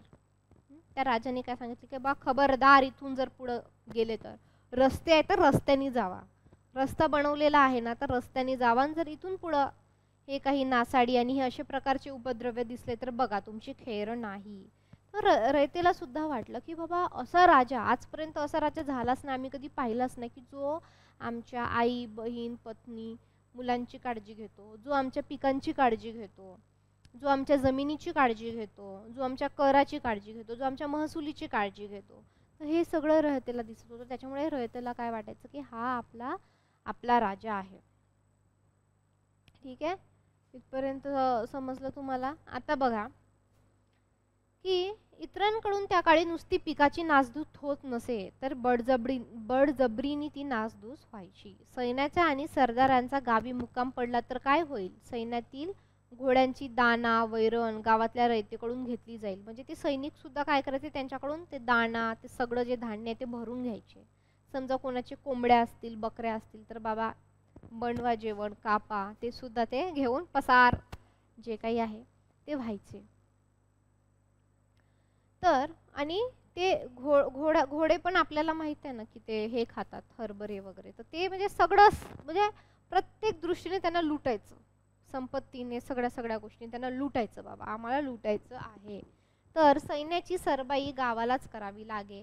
आणि मग गावाचा वतनदार पाटील किंवा कुलकर्णी गावातील ज्यांच्याकडे जे असेल ते काढून घेऊन मुक्कामास आलेल्या बळदास्त ठेवी. सैन्य आणि सरदार असे वागायला ज्या काळात हे झाले होते, तर दैवावर भरोसा ठेवून अशी आपत्ती सहन करायची सवय रयतेला झाली होती. की मग ते काय करायचं की बाबा आपलं नशीबच काय आहे, फुटकं आहे. नशीब असेल तर धान्य होईल, पैसा मिळेल. नशीब नसेल तर काय, धान्य होणार नाही, पैसा मिळणार नाही. तर ते नशिबालाच कोसत. पण हे काय नशीब वाबर तसं तर नव्हतं. तर ते पण ते आता आपण काही करू नाही शकत. त्याच्यामुळं काय आहे की नशिबाला दोष द्यायची ती रयत. रयतेच्या भाजीच्या देठालाही हात लागता कामा नये अशी जी काही आहे ताकीद दिली होती. सैन्यातील घोड्यांना दाना वैरण लागली तर रोख रक्कम देऊन खरेदी केली पाहिजे. तुमच्या घोड्यांना जर तुम्हाला दाना चारायचा असेल, हरभरा चणा जे काही चारायचं असेल, तर तुम्ही स्वतः तुमच्या खिशातले पैसे खर्च करा, पण रयतेकडून तुम्ही काही घ्यायचं नाही. सैन्याच्या रयतेला त्रास होता काम, सैन्याचा म्हणजे सैनिकांचा आणि हे जे सैन्य आहे तुमचं त्याचा लोकांना रयतेला त्रास होता कामा नये.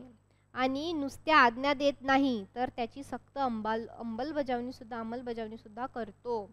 रयतेच्या कष्टाची अपूर्ण कणं शिवाजीच्या रयतेला निष्ठा देऊन गेली. आज तसे सरदार नाहीत आणि तसे घोडदळही नाही, पण नवे सरदार आहेत. घोडदळ नसले तरी मोटार दळ आहेच की. मोहीम नसले तरी आज हे नवे सरदार मोटारीच्या काफल्यासह पाहणी करण्यास अन भेट देण्यास गावोगाव मुक्कामात जातात. म्हणजे लेखकांनी ती जी परिस्थिती आहे तर हे आत्ताच्या लोकांशी जोडलेली आहे. आता काही घोड्यांनी जात नाही लोक, काय करतात, त्यांच्याकडे मोठमोठ्या कारा असतात, तर हे कारा घेऊन जातात गावाला भेटायला. आणि लोकांकडून मग लोकांचं समजा काही काम असेल जे की त्यांचं कर्तव्य आहे करून द्यायचं असेल तर त्यांच्याकडे वशिले मागतात. त्यांच्याकडून बाबा द्या, तुमच्याकडे काही आहे का, आमचं काय होईल, आम्ही तुमचं काम करतो, तुमचं काम आम्ही कधी कराल. ते अशा प्रकारचं जे काही आहे ते आपल्याला हे अपडेट झालेलं आपल्याला आज दिसून येतं. सरबाईस कामी आलेल्या कोंबड्याचे पैसे मालकाला मिळतात का? सरबाईचा खर्च मुक्कामास आलेले नवे सरदार स्वतःच्या मिळणाऱ्या पगारातून अन कमाईतून करतात का? आता समजा कुठेतरी गावी प्रोग्राम असेल समजा, तर मग कोणत्या समजा मोठ्या मंत्र्या किंवा जे कोणी आहेत मोठी मंडळी त्यांना बोलवलं, मग चला तुमच्याकडे बकरा आहे, कापा बकरा, चला होऊ द्या मटण, मग कोंबडा आहे कापा. मग काही सोय वगैरे करता का नाही दारू पाण्याची वगैरे. मग हा खर्च कोण, त्या गरीब बिचाऱ्या ना आहे. आणि म्हणणार असे आश्वासन देणं, हां आम्ही पैसे देऊ, आम्ही दीडपट पैसा देऊ, दुप्पट, पण काही देणार नाही. तर हे आता पहिले असं होतं. मग आता हे अपडेट, हे अशा प्रकारे जे काही आहे अपडेट होऊन जे काही गोष्टी आलेल्या आहे. तर आज सरदार जे काही आहे मंत्री बाकीच्या लोक, तर हे सरदार मोटारीच्या काफल्यासह म्हणजे जे मोठे मोठे कॉर्पोरेशनचे कारखान्याचे जे मालक असतात ते आज काय बऱ्यापैकी सरदार मोटारीच्या काफला म्हणजे एक कार असते आणि त्यांच्या मागं 5-6 काफले असतात. तर ह्या मोटारीच्या काफल्यासह जे काही आहे पाहणी करण्यास आणि भेट देण्यास गावोगावी मुक्कामीला जातात आणि काय करतात, हे असे कामं करतात. तर ह्या सर्वांच्या घरात आणि ऑफिसात शिवाजी महाराजांचा फोटो लावलेला असतो. आणि हे शिवाजी महाराजांचा जय जयकार करत असतात. शिवाजीपासून हे काय शिकले? ह्यांचा शिवाजी कोण? खरा शिवाजी कोणता? तर अशा प्रकारचे जे काही प्रश्न आपल्याला इथून पडते. तर रयतेच्या भाजीच्या देठालाही हात न लावण्याची शिवाजीची सक्त आज्ञा सांगावी की नको? स्वराज्य रक्षणकर्त्याच्या कार्यासाठी रयतेला जाच होऊ नये म्हणून राजा कमालीची काळजी घेताना आढळतो. म्हणजे प्रत्येक अंग बघा, त्याचं शिवाजी महाराज म्हटले आपण. ठीक आहे, शिवाजी महाराज. तर ह्यांनी प्रत्येक गोष्टी पाहिलेली आहेत. म्हणजे भाषा असेल, त्यानंतर काय आहे, सैन्य, स्त्रिया, महसूल. म्हणजे एक राजा म्हणजे बघा, भाषेसारखा विषय, स्त्रियांसारखा विषय. तर ह्या सगळ्या गोष्टींवर म्हणजे प्रत्येक गोष्टीनी असे एक अष्टपैलू व्यक्तिमत्व जे आपण म्हणतो, तर ते आपल्याला त्यांच्या याच्यातून दिसून येतं. ठीक आहे.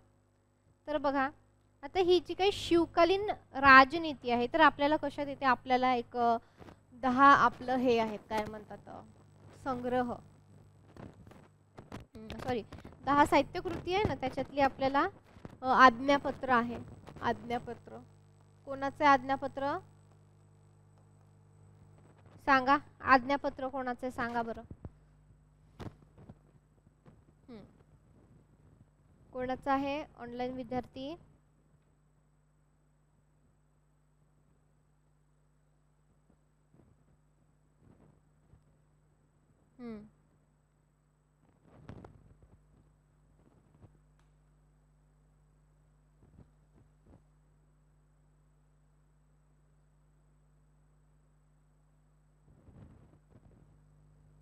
ओके. तर बघा, हे आज्ञापत्र आहे आणि हे आज्ञापत्र कोणाचं आहे? रामचंद्र पंत अमात्य.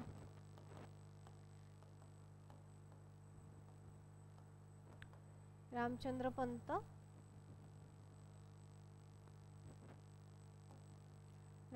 पंत अमात्य यांचं हे आहे. तर याच्यामध्ये बघा का देतात की शिवकालीन राजनीती जी आहे, शिवकालीन राजनीती हे आपल्याला याच्यामध्ये दिलेली आहे. जे मी आता सांगितलं हेच आज्ञापत्रामध्ये आहे. मग याच्यामधून साधारण 1715 मध्ये याचा जो काही कार्यकाल आहे. तर बघा, आता आपण हे बखर करतोय, तर बखरमध्ये आज्ञापत्र पण आपलं थोडंसं कव्हर होणार आहे आणि बखर हे कव्हर, सभासद बखर हे कव्हर होणार. त्याच्यामध्ये काय दिलेले आहे? शिवकालीन राजनीती.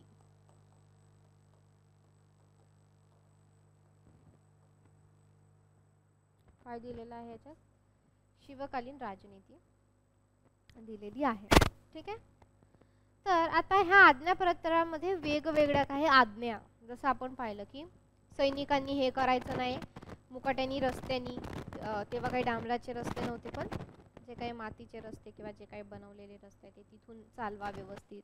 तुमच्या घोड्यांना जर तुम्हाला दानापाणी करायचं असेल तर तुम्ही स्वतःच्या खर्चातून दानापाणी करता. ह्या काय सगळ्या आज्ञा आहेत. तर हे सगळं मिळून काय झालेलं आहे? प्रत्येक गोष्टी मिळून आज्ञापत्र जे काही आहे, तर ते आज्ञापत्र तयार झालेलं आहे. येस, गुड प्रगती. तर हे आज्ञापत्र आपल्याला तयार झालेलं दिसतं. ठीक आहे. ह्या प्रकारच्या आज्ञा आपल्याला इथे दिसून येतात. ओके. तर बघा,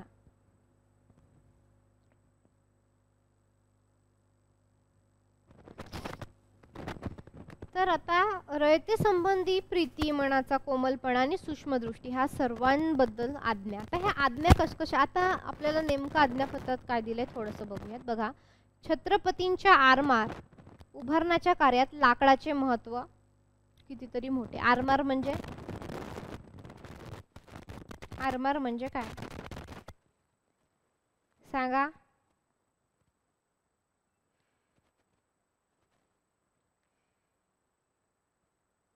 आरमार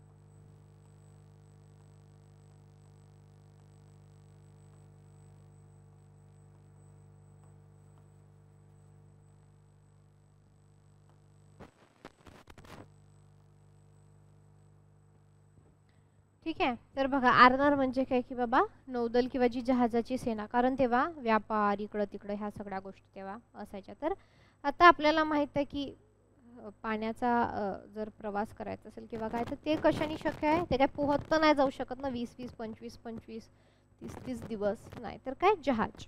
ठीक आहे. तर आरमार उभारणीच्या काळात लाकडाचे महत्त्व होते. त्याशिवाय आरमार कसे उभारणार, त्या काळी जंगले दाट होती आणि लाकूड विपुल प्रमाणात उपलब्ध होते, तरी सुद्धा त्यांनी काय केलेलं आहे की आज्ञा दिलेली आहे. तर ती आज्ञा काय दिलेली आहेत आपण ते बघूयात. बघा खूप महत्त्वाचं आहे.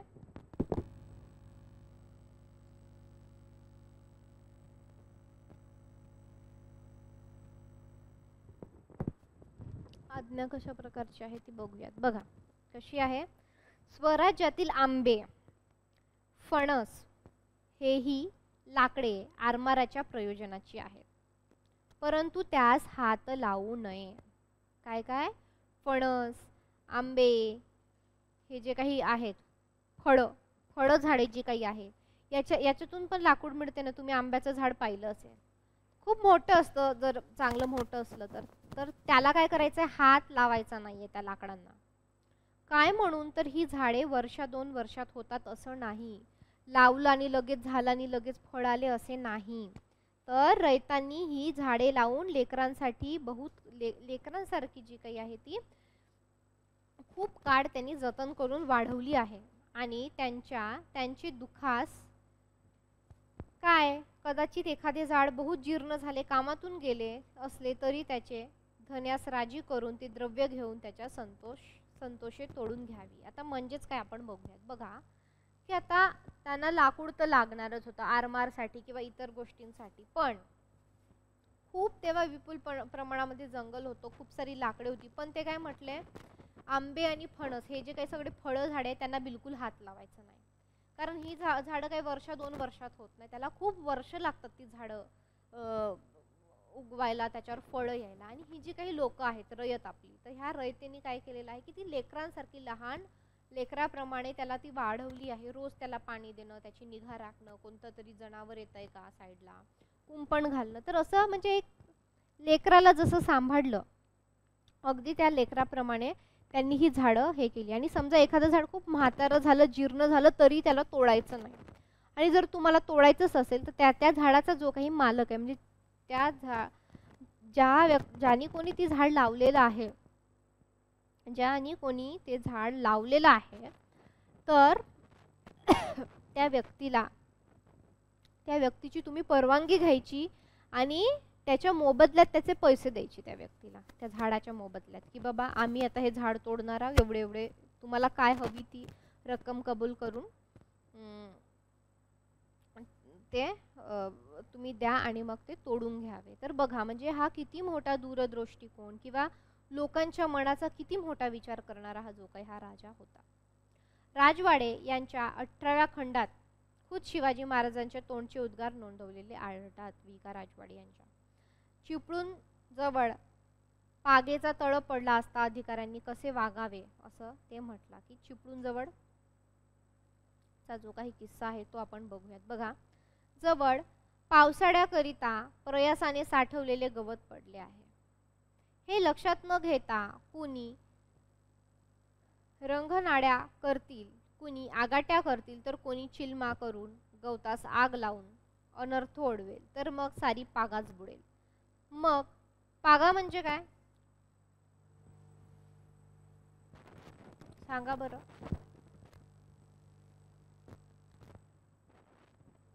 पागा पागा म्हणजे चलो बताओ.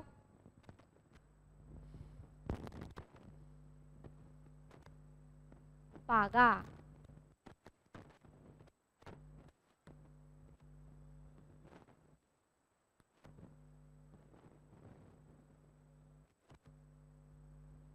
नाही, आता पण वापरतात पागा शब्द.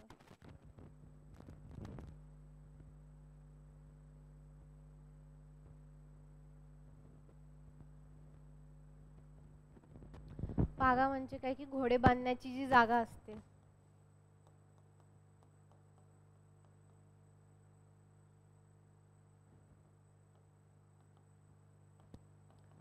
तर त्या घोड्या बांधण्याच्या जागेला पागा असे म्हणतात, घोड्यांचा पागा, तर त्याला पागा असे म्हणतात. तर मग काय झालं की जवळजवळ पावसाळ्याकरिता प्रयासाने साठवलेले गवत पडले आहे हे लक्षात न घेता, म्हणजे एक गाव आहे चिपळूण जवळ, तर तिथे काय आहे की बाबा तिथे गवत आहे, ते वाढलेलं गवत असतं बघा, त्याला काय म्हणतात, हे पेंढा पेंढा पेंढा गवत, वाढलेलं गवत वगैरे ह्या प्रकारे. ठीक आहे, हे लक्षात न घेता तर कोणी काय करणार, कोणी आगोट्या लावणार, कोणी त्याच्यात चिलमा फुकणार, कोणी रंगनाड्या करणार म्हणजे काहीतरी स्वयंपाकासाठी वापर करणार, तर कोणी गवतास आग लावणार. तर समजा गवतात जर आग लागली तर काय होणार, अनर्थ ओढवेल आणि मग सगळी पागा बुडेल आणि मग घोडी तुम्ही लोकांनी मारली असे होईल. त्याचा अर्थ काय की लोके तुम्हीच मारली बाबा, तुम्ही तिथं सैन्य घेऊन जाल, सैनिक तिथं काहीतरी करत बसाल, चिलमावळत बसाल, काहीतरी शेकोटीच करत बसाल, किंवा काहीतरी तिथं तुम्ही जेवण बनवाल आणि मग असं करून काय ते पागा, ते आग लागल्यामुळे ती पागा पण जळेल आणि मग काय लोक म्हणतील का बा घोडे सुद्धा तुम्हीच मारले, ते तुमच्यावर येणार. किंवा पहा, तुमच्या पदरी पैसा घातला आहे, लागेल तो जिन्नस पैसा खर्च करून बाजारातून आणावा, तसे न करताच प्रजेची पीडा कराल तर मोगल बरे असे प्रजेस होईल. म्हणजे आणि शिवाजी महाराज असं काय नाही, ते भरपूर पैसा पण द्यायचे सैन्याला, तुमच्याकडे पैसे आहे, तुम्हाला काय लागतं तुम्ही ते बाजारातून आणून खावा, पण तिथं ते तसे तुम्ही तिथं असे काही उलट सुलट धंदे उपद्रव मात्र करू नका, नाहीतर तुम्हाला जनता काही सोडणार नाही.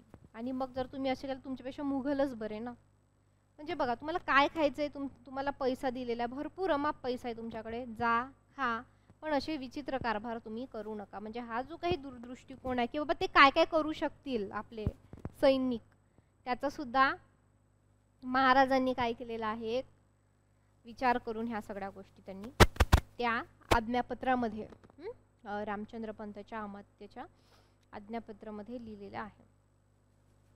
आता रयते संबंधी ही जी कणीव आहे तर त्या काळी कुणाही राजाने व सरंजार दानाने दाखवलेले आढळत नाही. राजाची रयते संबंधीची हीन कणव आगळी वेगळी होती, म्हणून रयतेची राजा संबंधीची निष्ठा आगळी वेगळी होती. ज्या काळात इतर राजाचे सैन्य जनतेला बटीक समजत, रयतेच्या संपत्तीची नासधूस करत, लूट करत, रयतेच्या लेकी सुनांची अब्रू बेनुमपणे लुटीत असत, तर अशा काळामध्ये शिवाजी महाराजांचे सैन्य रयतेशी इतके चांगले का वागले, ह्या सैन्यात हा बदल कशामुळे झाला, त्याचे कारण काय, असं जे काही आहे ते आपल्याला इथे दिसून येतो. तर हा प्रश्न फार महत्त्वाचा आहे. ह्या प्रश्नाचे उत्तर नुसत्या शिवाजी महाराजांच्या चरित्रात सापडणार नाही. केवळ त्यांच्या आज्ञाच ह्या बदलाचं कारणीभूत होता असंही म्हणता येणार नाही आपल्याला. त्यासाठी ह्या सैन्याची रचना आणि हे जे काही सैन्य होते ह्यांच्या हेतू करता लढत होते, तर ती रचना आणि हे जे काही हेतू होते ते नीट पाहावे लागणार आहे. तर बघा, आता त्या महाराजांचं जे काळातलं सैन्य होतं ते खडे सैन्य होतं. कसं होतं? खडे सैन्य. ठीक आहे. तर लढाया करणे हाच त्यांचा व्यवसाय होता. आता बघा, त्यांनी सैन्याबद्दलचा कसा विचार केला आपण ते बघूया. ते नुसतं लढायला जा, त्याच्यामुळे कारण ते त्यांच्या उपजीविकेचं साधन होतं, त्यांचं घरदार जेवण खावण त्याच्यावर होतं. म्हणजे पोटा पाण्याचा प्रश्न जसं म्हणतो आपण तसं. तर ते 12ही महिने ते सैन्य जे काही होते ते कामावर राहत असे आणि घरदारापासून दूर असलेल्या सैन्यातील शिपाई कुटुंबापासून व शेतीभातीच्या कामापासून दूर राहिलेले होते. तर हे सैन्य बेगुमानच होते, तर त्यांना कशाची पर्वा नसे. तर अशा शिपायामध्ये हडेलपणाची जी काही भावना, एक अहंकारी वृत्ती, का आम्हाला काही कोणाचं पडलं नाही, आम्हाला जसं वाटेल आम्ही तसं करू. लग्न झालेले व पोरेबाडे असलेलेही 12 शिपाईगिरी करणारे रयतेची पर्वा करत नसत, कारण ते दूर राहायचे. वर्ष त्यांचा काही त्यांच्या घरादाराशी संबंध येत नव्हता. रयतेच्या संपत्तीच्या व अब्रूची पर्वा त्यांच्या करण्याची मानसिकता नसे. पण म्हणजे याच्या अगोदरचं जे सैन्य होतं ते. पण मग शिवाजी महाराजांचं जे काही सैन्य होते ते बारामाही शिपायाचे सैन्य नव्हते, काही खडे सैन्य नव्हते असे नाही. पण बहुतेक शिपाई जे काही आहे ते शेतीभाती करत, बायकां मुलांमध्ये राहत होते आणि शिपाईगिरी सुद्धा करीत. दसऱ्याच्या दिवशी सीमा उल्लंघन करून मुलुकगिरीला बाहेर पडायचे आणि अक्षय तृतीयेचा जो सण असायचा परत घरी यायचे. मग शेती करायचे, घरी राहायचे, बायका मुलांमध्ये राहायचे. तर शेती आणि कुटुंबाशी असलेले हे जे काही जिवंत व सातत्याचे संबंध असणाऱ्या शिपायांची मानसिकता दुसऱ्या शेतकऱ्यांच्या शेतीची व संपत्तीची काळजी करण्याची असेल, इतरांच्या लेकी सुनांचा आदर करण्याची असेल, दुसऱ्यांची शेती व पिके पाहून त्यांची स्वतःची पिके आठवत, दुसऱ्यांच्या लेकी सुनांना पाहून स्वतःची आठवत, आणि ते अत्याचार करीत नाही, नासधूस करीत नव्हते, लूट करीत नव्हते, अब्रू घेत नव्हते. शेतीची जिवंत संबंध असलेला मनुष्य लुटारू, शेतीशी जिवंत संबंध असलेला लुटारू होत नाही. सैन्यातील शिपाई समाजातल्या कोणत्या थरातून येतो, कोणत्या वर्गातून येतो, हेही महत्त्वाचे आहे. म्हणजे बघा किती महत्त्वाचं आहे हे, की आधी जे सैनिक होते त्यांना सुट्ट्या नाही, वर्ष 2-2 वर्ष नुसते बाहेर राहायचे. पण शिवाजी महाराजांनी हे सगळं बघून होते. त्यांनी ठरवलं की आपलं सैन्य असं 12 महिने 2-2 वर्ष बाहेर राहतो, घरात पण राहणार, तो लढाईला पण जाणार. समजा दसऱ्याच्या दिवशी कुठेतरी बाहेर असेल लढाईला, तरी नंतर जो येणारा अक्षय तृतीयाचा सण आहे तर त्या सणामध्ये तो घरी असणार. म्हणजे काय, तो शेती पण करणार, त्याच्यामुळे त्याला शेतीची पण किंमत असणार. तो बायको मुलांमध्ये राहणार, त्याच्यामुळे त्यांना स्त्रियांची सुद्धा काळजी असणार. तर अशा प्रकारे म्हणजे त्याला एकंदरीत काय असणार, त्याला भावभावना असणार. त्याच्यामुळे शिवाजीचे सैन्य काय होते, शिवाजीचे सैन्य काळजी करणारे होते, ऐकणारे होते, कुटुंबात राहणारे होते, त्यांच्यामध्ये भावभावना होत्या. म्हणजे बघा ना, म्हणजे खरंच म्हणजे आता हे शिकवताना मला सांगायचं की हुशार किंवा एक प्रज्ञावान, नीतिवान, एक हुशार जो म्हणतो ना सत्सत विवेकबुद्धीचा, किंवा एखाद्याला किती दूरदृष्टी असावी बाबा, की हे सैनिक असे का वागते, शेताच्या मदतूनच जातात, सगळं पिकच खराब करतात, ते काहीतरी नासधूसच करतात आहे, लोकांना काय काय मागून खातात आहे वगैरे. हे कुठून आलं, कसं आलं, याची कारणं काय त्यांनी शोधली आणि मग त्याच्यावर अंमल केलं की बाबा हे काही फॅमिलीमध्ये राहत नाही, शेती करत नाही, म्हणून यांना किंमत नाही. जसं की उदाहरणार्थ एखादा मनुष्य जर पैसे कमवत नसेल, त्यांना पैशाची एवढी फार किंमत नाही राहणार. पण जो व्यक्ती पैसे कमवतो त्याला पैशाची पण किंमत असते, बरोबर आहे. म्हणजे एक उदाहरण सांगायचं झालं किंवा समजा एखाद्या व्यक्तीकडे एखादी गोष्ट नसते तर त्याला ती सारखी हवीशी वाटते, त्या व्यक्तीला त्या गोष्टीची किंमत असते की मला ते पाहिजे. पण एखाद्या व्यक्तीकडे ती असेल तर तो काय करतो, ती खूप टेकन फॉर ग्रँटेड घेतो, मग त्याला त्याची किंमत नसते. किंवा असं आपल्याकडे बऱ्याचदा म्हटलं जातं की एखाद्या गोष्टीची किंमत तेव्हाच कळते जेव्हा ती आपल्याकडून जाते किंवा आपल्याकडे नसते. तर हे सगळं जे काही आहे शिवाजी महाराज पारखून होते, त्यांचा खूप दूरदृष्टिकोन होता, ते खरंच खूप हुशार होते, लहान लहान गोष्टींचा विचार करणारे होते, असे महाराज होते. म्हणजे ज्यांनी आपल्या रयतेसाठी, आपल्या राजकारभारासाठी प्रत्येक गोष्ट केलेली आहे, सूक्ष्म बारीक म्हणजे असा कुठलाच एक घटक किंवा कुठलाच भाग असा दिसत नाही की ज्याच्यामध्ये त्यांनी काम केलेलं नसेल, विचार केलेला नसेल. ठीक आहे, तर बाकीचा जो काही भाग आहे आपण उद्या घेऊया, थांबूयात आपण इथे, तर व्यवस्थित रिव्हिजन करूया. ठीक आहे.